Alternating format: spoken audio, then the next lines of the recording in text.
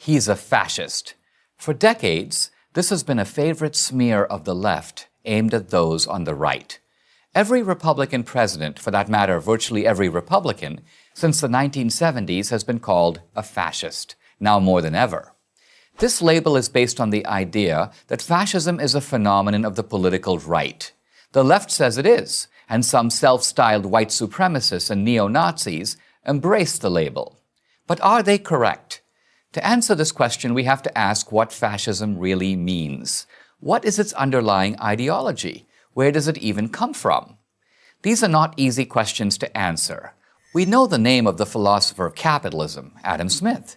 We know the name of the philosopher of Marxism, Karl Marx.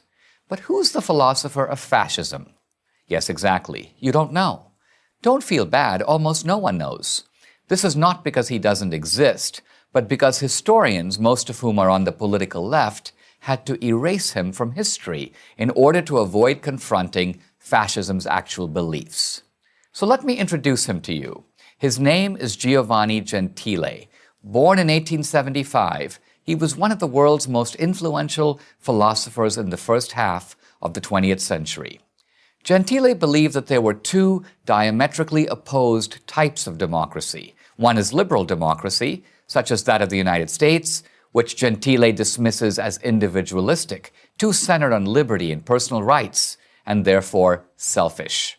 The other, the one Gentile recommends, is true democracy, in which individuals willingly subordinate themselves to the state. Like his philosophical mentor Karl Marx, Gentile wanted to create a community that resembles the family, a community where we are all in this together.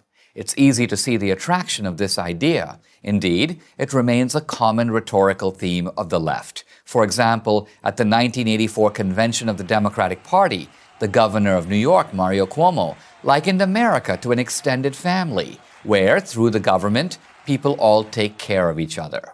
Nothing's changed. 30 years later, a slogan of the 2012 Democratic Party convention was, "The government is the only thing we all belong to." They might as well have been quoting Gentile. Now remember, Gentile was a man of the left. He was a committed socialist. For Gentile, fascism is a form of socialism, indeed, its most workable form. While the socialism of Marx mobilizes people on the basis of class, fascism mobilizes people by appealing to their national identity as well as their class. Fascists are socialists with a national identity. German fascists in the 1930s were called Nazis, basically a contraction of the term National Socialist. For Gentile, all private action should be oriented to serve society. There's no distinction between the private interest and the public interest. Correctly understood, the two are identical. And who is the administrative arm of society? It's none other than the state. Consequently, to submit to society is to submit to the state, not just in economic matters, but in all matters. Since everything is political, the state gets to tell everyone how to think and what to do. It was another Italian, Benito Mussolini, the fascist dictator of Italy from 1922 to 1943, who turned Gentile's words into action. In his Dottrina del Fascismo, one of the doctrinal statements of early fascism, Mussolini wrote, "All is in the state, and nothing human exists or has value outside the state." He was merely paraphrasing Gentile. The Italian philosopher is now lost in obscurity, but his philosophy could not be more relevant because it closely parallels that of the modern left. Gentile's work speaks directly to progressives who champion the centralized state.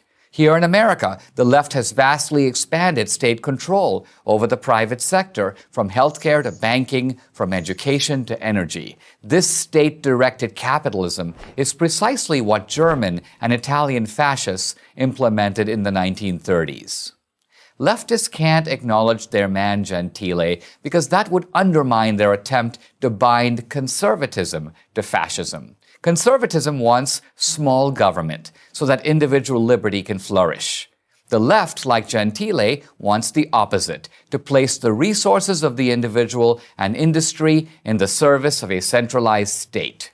To acknowledge Gentile is to acknowledge that fascism bears a deep kinship to the ideology of today's left. So they will keep Gentile where they've got him, dead, buried, and forgotten. But we should remember, or the ghost of fascism will continue to haunt us. I'm Dinesh D'Souza for Prager University. Thank you for watching this video. To help keep these videos free, please make a tax-deductible donation. Click here.